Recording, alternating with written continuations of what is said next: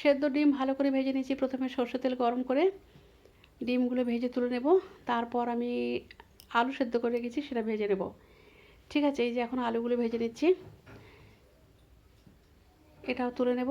তারপর দিলাম জিরে ফোড়ন, তারপর দিচ্ছি টমেটো, আদা রসুন বাটা দিয়ে ভালো করে কষিয়ে নিচ্ছি। কষানোর পর দিয়ে দিচ্ছি টক দই, হলুদের গুঁড়ো, লাল লঙ্কার গুঁড়ো, কাশ্মীরি লাল লঙ্কার গুঁড়ো, ধনে জিরে গুঁড়ো আর নুন দিয়ে দিলাম। দিয়ে আর একটু জল দিলাম, দিয়ে এটা ভালো করে কষিয়ে নেব। কষিয়ে নেওয়ার পর ভেজে রাখা আলু আর ডিম দিয়ে দেবো। তার আগে দিলাম একটু হোমমেড গরম মশলা দিয়ে দিলাম। তারপর ভেজে রাখা আলু আর ডিম দিয়ে আবার ভালো করে কষিয়ে নেব। কষিয়ে নেওয়ার পর দিয়ে দেব জল, তারপর ঢাকনা দিয়ে দেব। ঢাকনা খুলে ফিরে এসে দিয়ে দিলাম বেরেস্তা, দিয়ে আরও একটু ঢাকনা দিয়ে দেব। ঢাকনা খুলে ফিরে এসেছি, হয়ে গেছে আমার টেস্টি ডিমের কারি। কেমন হয়েছে জানাবেন।